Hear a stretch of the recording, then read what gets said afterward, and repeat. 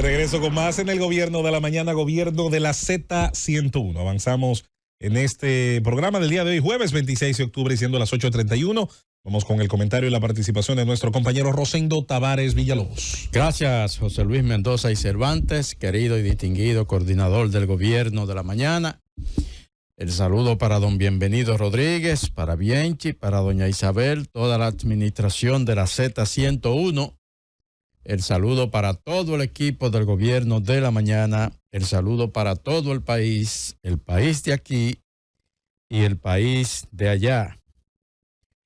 No siempre tenemos la mejor imagen completa de lo que está pasando debajo de la capa de nubes que se ve en las imágenes de los satélites.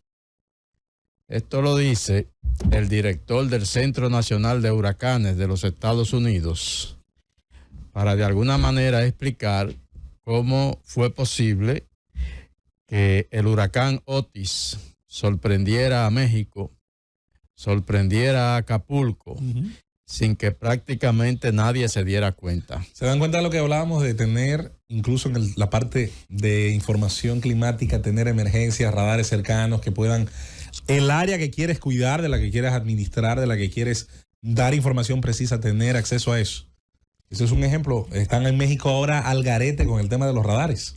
Era una tormenta que no representaba, desde el punto de vista de los especialistas, de los meteorólogos, un peligro, una preocupación mayor, pero en el camino encontró aguas, dicen ellos, increíblemente cálidas, y en menos de 24 horas pasó de tormenta a huracán categoría 5, y le dio de frente a Acapulco en la madrugada de ayer, con vientos de 265 kilómetros por hora y ráfagas de hasta 325 kilómetros por hora. El resultado, dice el informe que se da esta mañana: casas y calles inundadas, hoteles completamente destrozados, escombros por todas partes, árboles derribados, comunicaciones interrumpidas, hospitales dañados y carreteras intransitables. Esa es la situación que se vive no solo en el icónico balneario de Acapulco. Icónico porque uno recuerda que hace muchos años, cuando se hablaba de turismo y cuando se hablaba de visitar un lugar paradisíaco, se hablaba de Acapulco, se hicieron hasta muchas películas, Acapulco. Ya hoy no es tanto así. México tiene hoy otras zonas que son más visitadas que Acapulco. El tema de los carteles y la lucha del crimen organizado terminó por convertir ese icónico, repetimos, balneario en un lugar que ya mucha gente no quiere acercarse por ahí, pero todavía sigue siendo Acapulco. Entonces, ese es el resultado de este huracán, el huracán Otis, que golpeó con toda su furia a esa zona de allá del estado de Guerrero, en México. Dicen que es el huracán más destructivo que ha tocado la costa del Pacífico mexicano en toda su historia. Debido a la afectación de las comunicaciones, todavía no hay cifras precisas sobre víctimas y sobre damnificados. Pero lo que es un hecho es que, con lo que se ve ya a simple vista, bueno, pues es obvio que el daño ha sido mayor. Y lo más importante que hay que resaltar es el reconocimiento de las autoridades meteorológicas, tanto a nivel nacional en México como a nivel internacional, con el Centro de Huracanes de los Estados Unidos en primer lugar, de que aún con toda la tecnología disponible y con toda la especialización que existe en esa área, bueno, pues la tormenta los sorprendió.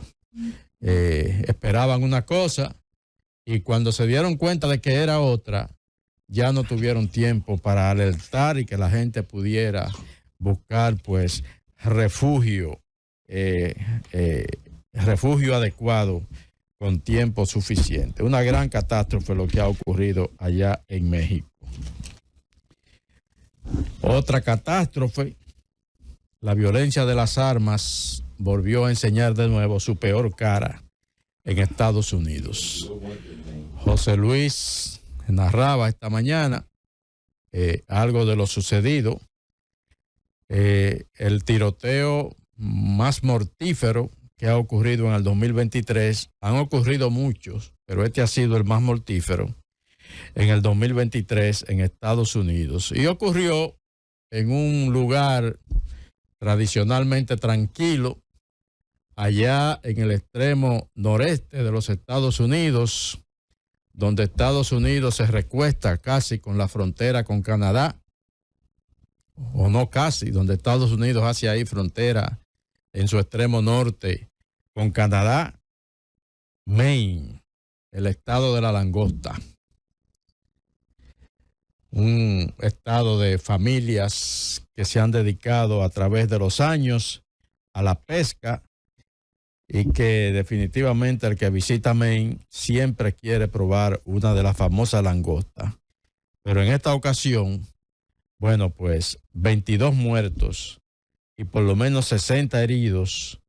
Dicen que un hombre ya identificado, Robert Carr, con un rifle de asalto, entró primero a un bar, abrió fuego, luego se fue a una bolera, un bowling, un sitio de eso de jugar bowling, abrió fuego y luego pasó a un centro de Walmart y allí abrió fuego también.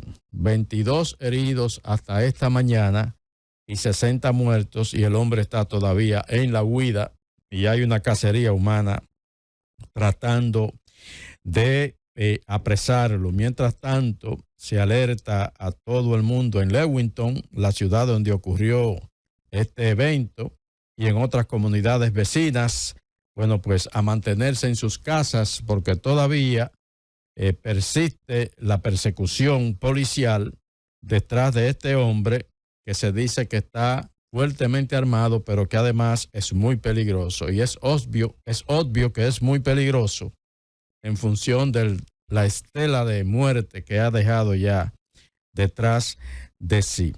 Un reservista del Army, del Ejército de los Estados Unidos, un hombre bien entrenado, incluso instructor de tiro en el Army de los Estados Unidos, pero con un pasado un poco complicado en el tema mental.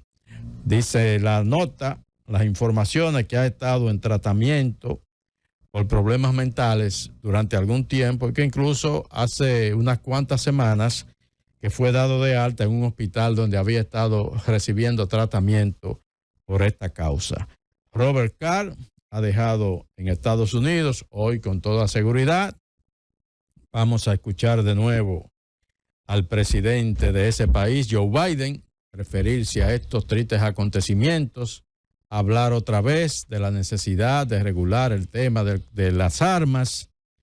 Pero ¿cómo lo va a regular Estados Unidos cuando el Congreso está acorralado por una corriente ultraconservadora que ha convertido la democracia de Estados Unidos en casi una cosa del pasado? Anoche, por ejemplo, se eligió como presidente de la Cámara de Representantes. Los republicanos encontraron, diría yo, que una salida de emergencia a la situación de tranque que mantenía el Congreso de los Estados Unidos durante varias semanas, 3 semanas, el Congreso de los Estados Unidos paralizado, porque los republicanos no se podían poner de acuerdo, porque ahí no podía pasar otra cosa que no fuera que un ultraconservador fuera a presidir la Cámara, que ningún moderado, que ninguno que estuviera comprometido con esa causa ultraconservadora pudiera pasar, y bloquearon todo hasta que definitivamente llegó el momento de la desesperación y todo el mundo tuvo que ponerse de acuerdo y aceptar que asumiera la presidencia de la Cámara de Diputados la persona que probablemente menos se imaginaban. Un hombre de reciente ingreso al Congreso, no ha presidido ningún comité en el Congreso, no ha presentado ninguna ley importante en el Congreso y se había estado manejando siempre en bajo perfil, prácticamente un desconocido en la política norteamericana. Mike Johnson, del conservador estado de Luisiana, en el sur de los Estados Unidos. Un hombre que fue, según los relatos que veo, uno de los principales ideólogos del intento de golpe de Estado, las elecciones del 2020, fue el hombre que más animó, dicen, el que con sus conocimientos desde el punto de vista del tema constitucional, le hizo todos los tipos de propuestas a Donald Trump en lo que él entendía que podían ser alternativas que podrían emplearse para mantenerse en el poder y violentar el resultado de las elecciones donde Joe Biden resultó electo. Un acérrimo seguidor de Donald Trump y un ultraconservador sin ningún tipo de reservas, a tal punto que, por ejemplo, lo identifican como un enemigo total de los derechos reproductivos de las mujeres, el aborto, de los derechos de las comunidades gay, todo este movimiento LGTB y como 30 letras más que tienen, y otras políticas conservadoras que esa corriente que se ha apoderado del Partido Republicano está tratando de convertir en la norma en los Estados Unidos. Ya hay entonces, a partir de anoche, luego de 3 intentos fallidos, un nuevo presidente de la Cámara de Representantes de los Estados Unidos.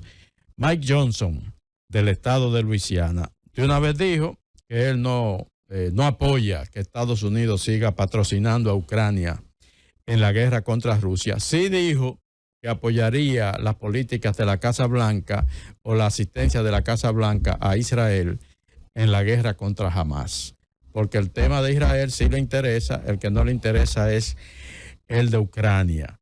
La verdad es que ha sido una decisión bastante controversial. Yo no creo que eso va a resolver el problema.